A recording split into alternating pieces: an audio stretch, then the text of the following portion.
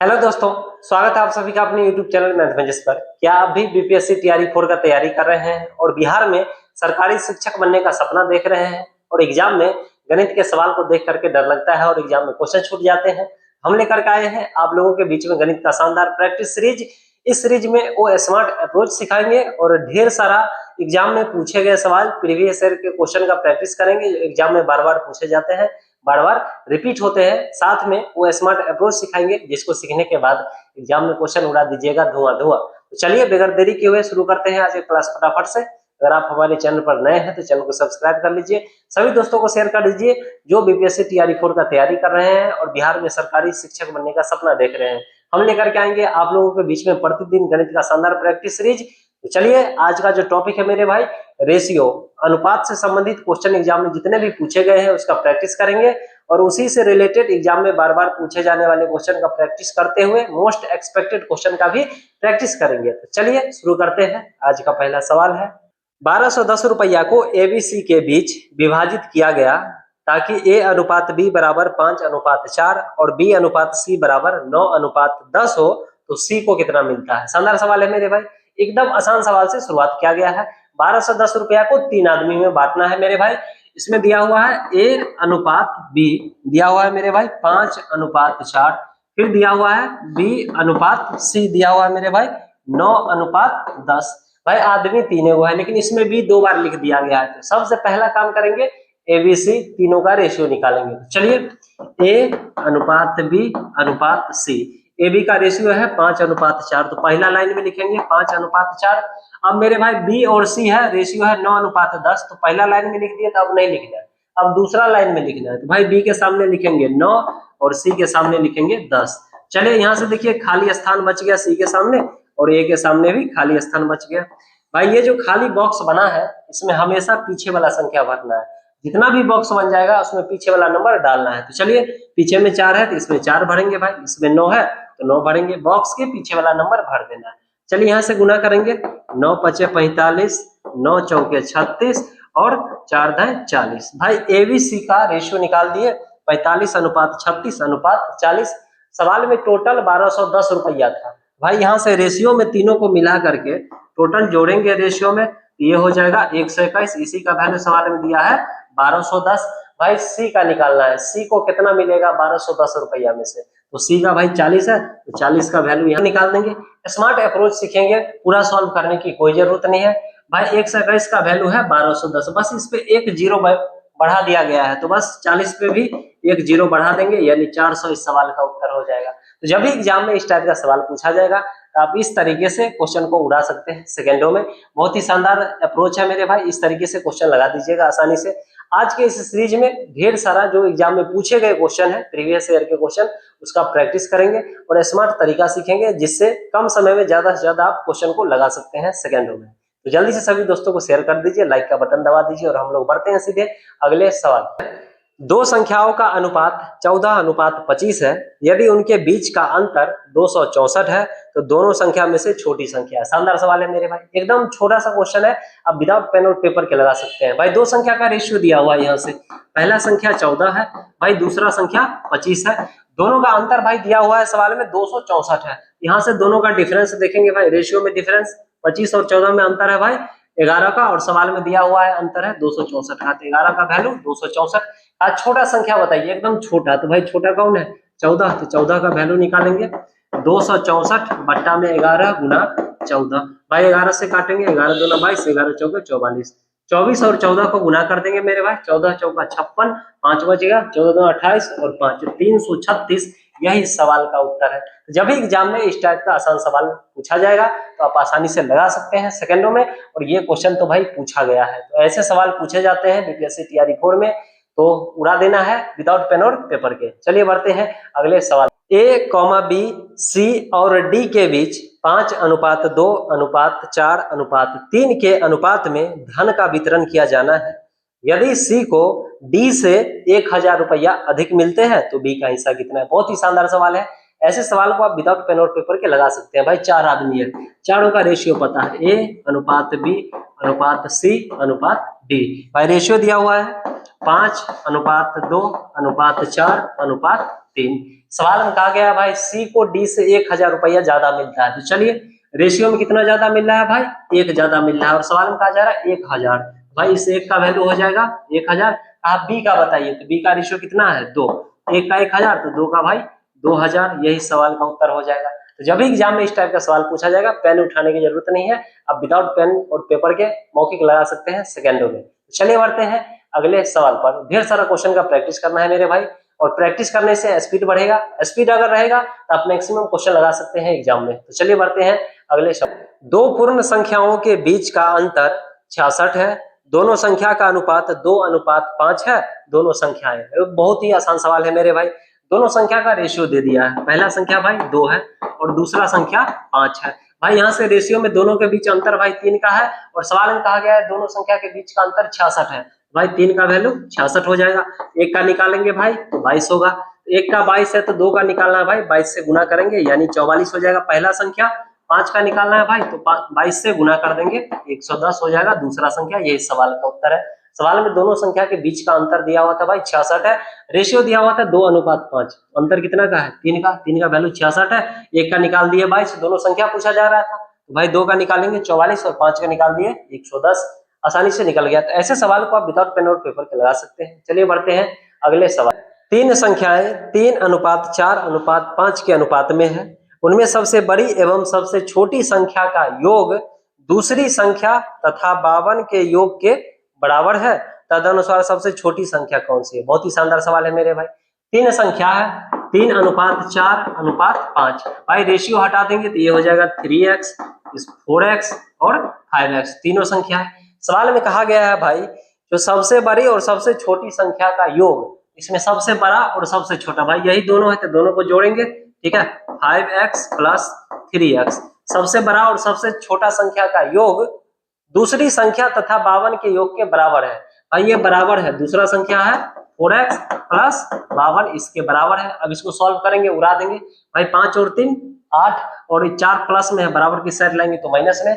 भाई 8 में से 4 गया 4 और x लगाएंगे 52।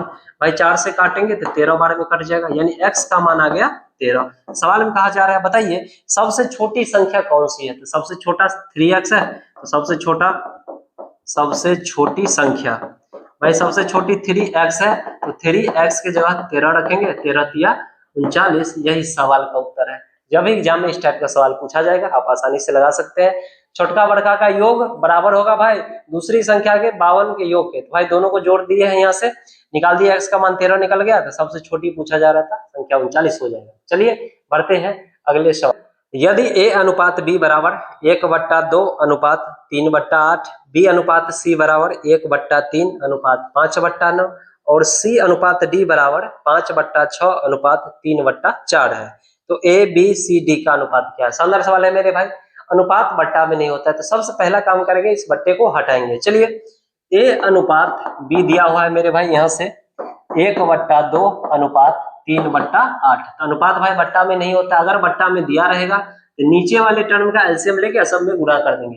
भाई 2 और 8 का एलसीएम निकालेंगे 8 से गुणा कर देंगे दोनों में, ठीक है।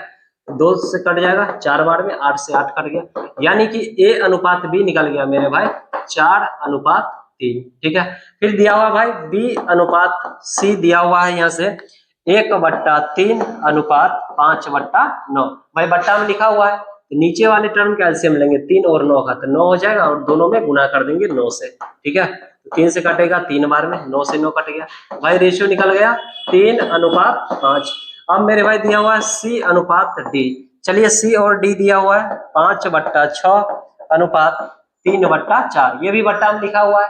नीचे वाले का एलसीएम लेंगे 6 और 4 का एलसीएम लेंगे मेरे भाई, 12 से दोनों में गुना कर देंगे, 6 दूना 12, 4 से कट जाएगा 4 तिया 12, 5 दूना 10:9।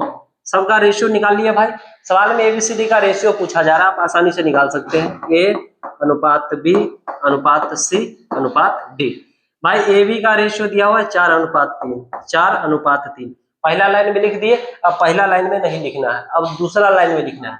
B और C का रेशियो है 3:5, तो भाई B के सामने लिखेंगे 3 और C के सामने 5। दूसरा लाइन में भी लिख दिए, अब दूसरा में नहीं लिखना है, तीसरा में लिखना है। C:D है 10:9, तो भाई सामने सामने लिखेंगे 10:9।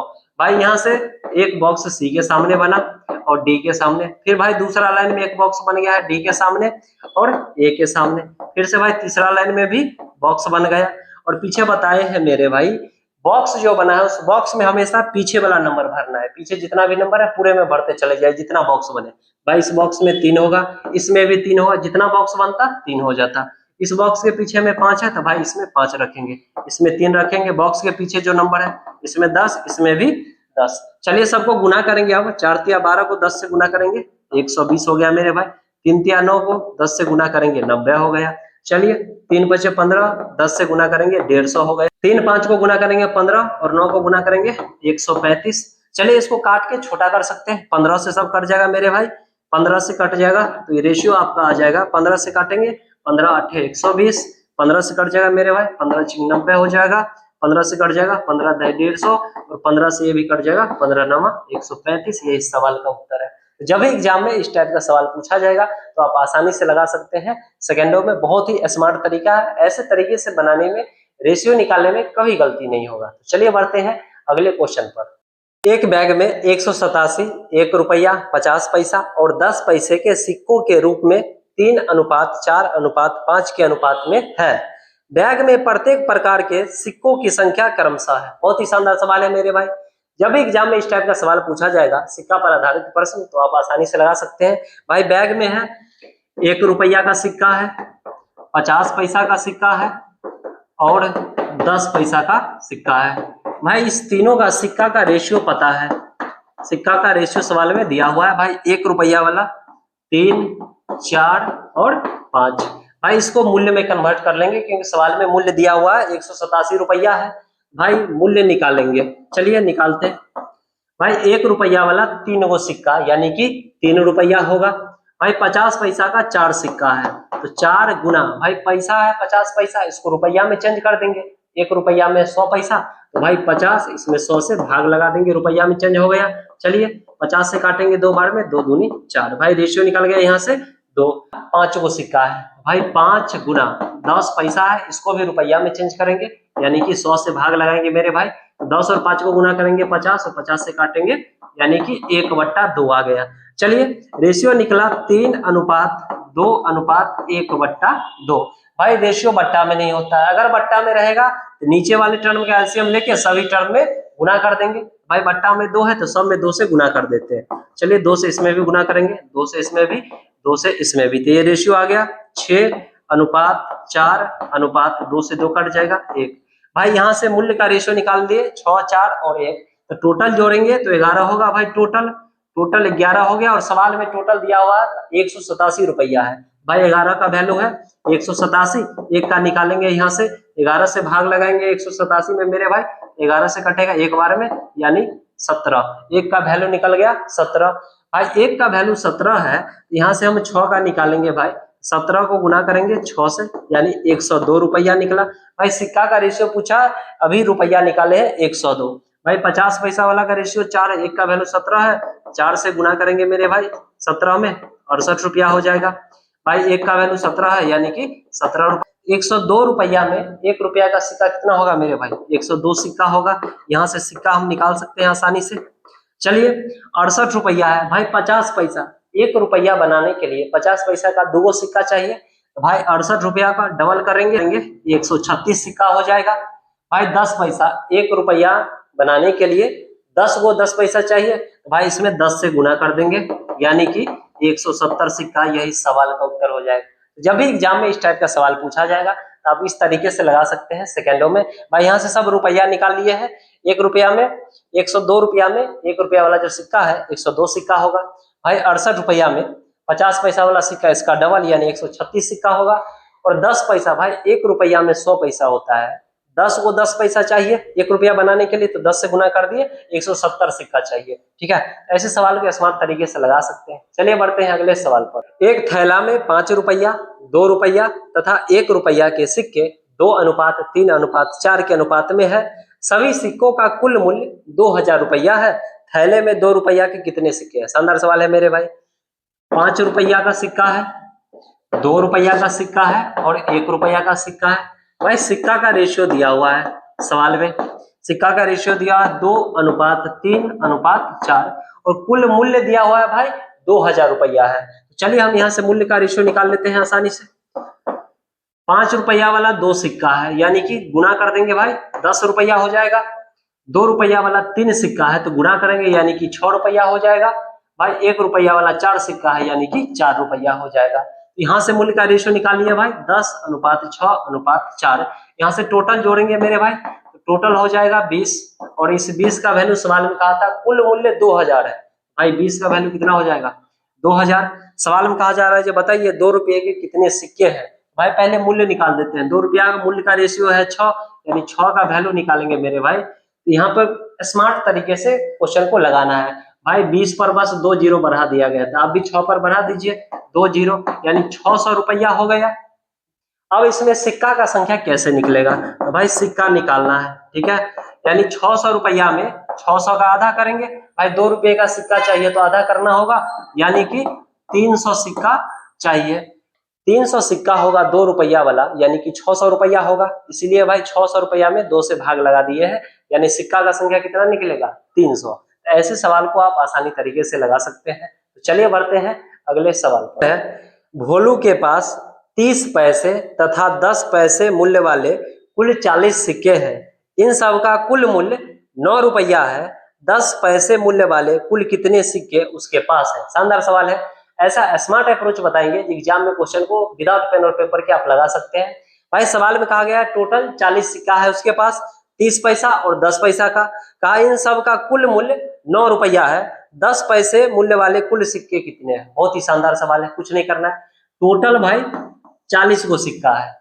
10 पैसा वाला सिक्का का संख्या आपको निकालना है, जिसका निकालना है उसको छोड़ देंगे, ठीक है। और 30 पैसा वाला से इसमें गुना कर देते हैं, इसमें से माइनस करेंगे। टोटल मूल्य 9 रुपया है। 9 रुपया भाई 1 रुपया में 100 पैसा होता है, तो 9 रुपया में 900 पैसा होगा, इसमें से माइनस कर लेंगे। और मेरे भाई 10 पैसा वाला निकालना है, तो इसमें 30 पैसा और माइनस 10 पैसा, यहाँ से डायरेक्ट आपका 10 पैसा वाला सिक्का निकल जाएगा। चलिए ये 1200 हो गया मेरे भाई। 1200 में से 900 घटा देंगे, यानी कि आपका आ जाएगा 300 और बट्टा में 20। भाई 20 से भाग लगाएंगे, यानी 15 सिक्का, डायरेक्ट उत्तर निकल गया। 40 को सिक्का है, 10 पैसा वाला निकालना है तो उसको छोड़ के 30 पैसा वाला से गुना कर दिए इसको।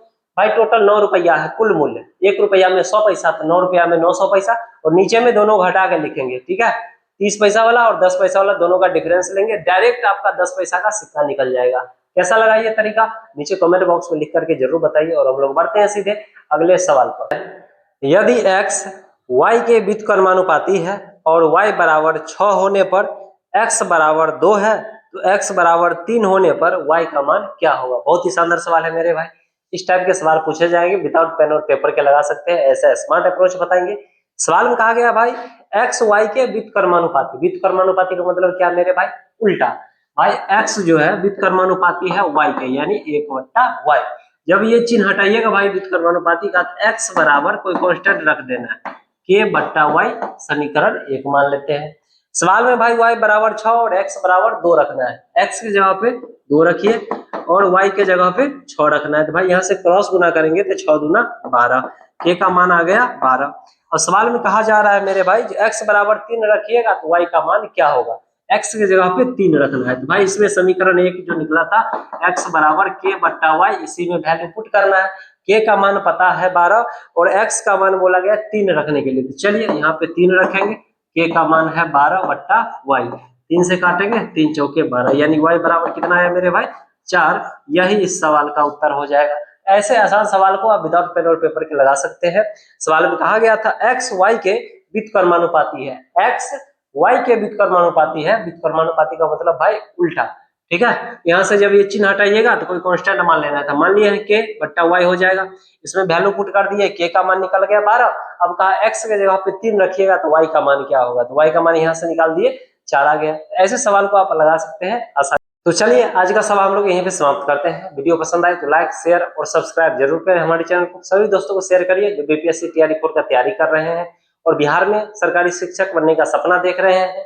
गणित को देख करके डर लगता है और गणित के सवाल छूट जाते हैं एग्जाम में, तो हम लेकर के आएंगे आप लोगों के बीच में शानदार प्रैक्टिस सीरीज। इस सीरीज में प्रीवियस ईयर के जितने भी क्वेश्चन पूछे गए हैं सारे क्वेश्चन का प्रैक्टिस करेंगे और साथ में वो एक्सपेक्टेड क्वेश्चन भी देखेंगे जो एग्जाम में पूछे जाएंगे और स्मार्ट अप्रोच सीखेंगे, जिसको सीखने के बाद एग्जाम में क्वेश्चन उड़ा दीजिएगा धुआं धुआं। चलिए फिर मिलेंगे नेक्स्ट एपिसोड में धमाकेदार कॉन्सेप्ट के साथ, तब तक के लिए जय हिंद।